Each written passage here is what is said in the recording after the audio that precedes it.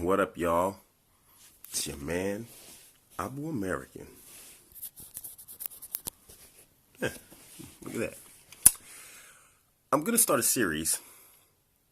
No, let me start this off different.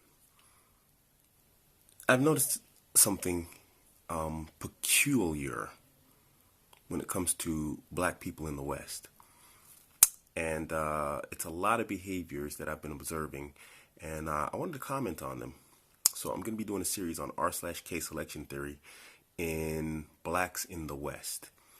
And for the most part, blacks in the West are R-selected.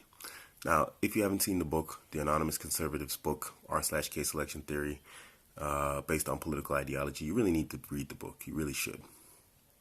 And so this first part of this series that I'm going to do right now, I'm going to do a video right after this. It'll probably be uploaded the same day. If not, who cares? But whatever. This first part right here that I want to talk about my ethnicity. Now, you find that there's a lot of people, blacks especially, that they'll try and deny their ethnicity. And with this video, I'm not trying to deny that I'm black. I identify as African American. Point, fact, period. Now, when we look at the conscious black American community in specific, they will throw me under the ethnicity bus. How so? If we take matrilineal heritage as the standard, which a lot of cultures and religions do, meaning your lineage is taken from your mother. A lot of African communities do this, and this is why I'm going off of that, because the conscious community follows Afrocentric and what is it called? Pan-Africanism. Then you follow a matrilineal lineage, and then if you go by that, then I'm not black. Crazy, right? They are crazy, but fine. We're going to go into why. My mother is from South America. She is half Arawak Indian. That means indigenous Indian, not India as in Far East Asia, India. No, South American Indian and white. My grandfather is as white as they come. He's the bad guy white. So, in that sense, if you follow these conscious blacks, I have that one drop rule. I have one drop of some other ethnicity in me, and therefore I cannot be considered to be black. To top it off, because of how I was raised and where I was raised, I wasn't raised with an Afrocentric ideology because, of course, my family isn't entirely black. And I was raised outside of America, around predominantly whites. Sorry, I was interrupted. Where was I? How I was raised and where I was raised. I grew up outside of America. I grew up in Germany, and so I was raised in predominantly white surroundings. And because of that, I naturally had access to a lot of white women and very few black women. And therefore, or let's just say melanated women, women of color in general. And therefore, I ended up marrying a white person, a white woman, a German. I had 6 kids with her. So my kids are technically 3/4 white. Yeah. Yeah, 3/4 white. And so based off that, I'm under the bus also. Obviously, I don't give a damn. But the reality is I do self-identify as African American.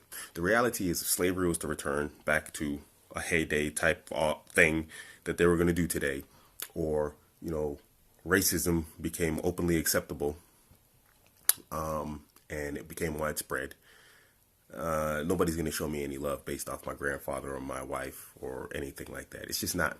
It's not really going to happen. I'm going to be under the bus just like everybody else of melanation, of color. So, just, as they say, FOH, out of here with that stuff, really. I mean, I'm black. You like it or not, my decisions, my choices are mine alone.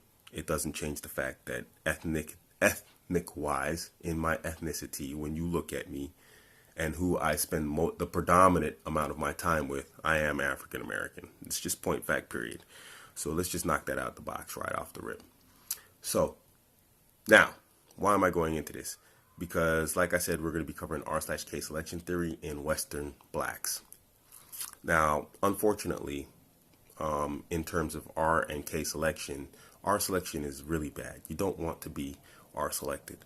R selection is the methodology of reproduction in species of animals that are subject to predation. If you want to be the wolf or the rabbit, what do you want to be? You don't want to be the rabbit. You just say R, rabbit. And African Americans, even black British, tend to be highly R selected. And that's very unfortunate.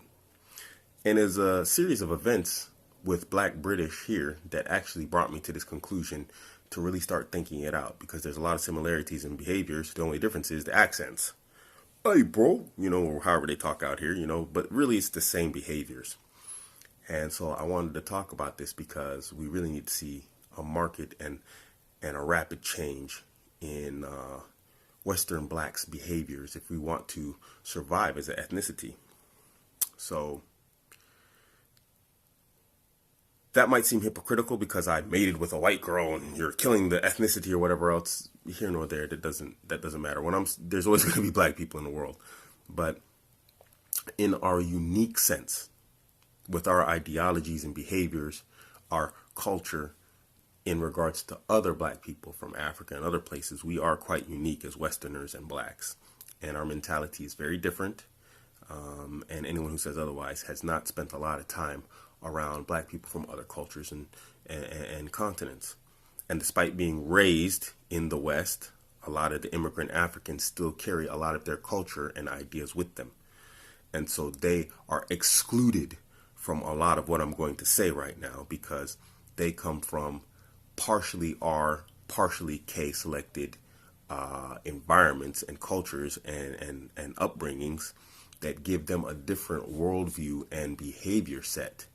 Now, they are rapidly trying to pursue and follow the failed model of African Americans, which I don't understand, but we're going to deal with that. Right now, I'm going to focus on R selection in the black community in the West. And I'm going to make the case that we are unfortunately a very R-selected people, highly R-selected, and this needs to change. And some possible solutions on how to change this horrible predisposition towards this horrible behavior. So, now that we've got my ethnicity out of the way, you want to try and throw it under the bus or whatever else, I would give you the middle finger, but I'm trying to be Muslim today, so I'm trying to be Muslim every day, but I'm trying to be extra Muslim today, so fine. You can't throw me under the bus with it. The reality is, this face, this skin, these lips, this nose, it's not going to save me from anything, despite who my mother is, despite who my grandfather is, despite who my kids are, or my wife. It's just not going to save me from racists, the KKK, or anyone else. All right, so get ready for, this is episode 1. You got my ethnicity out the way? Let's get into it.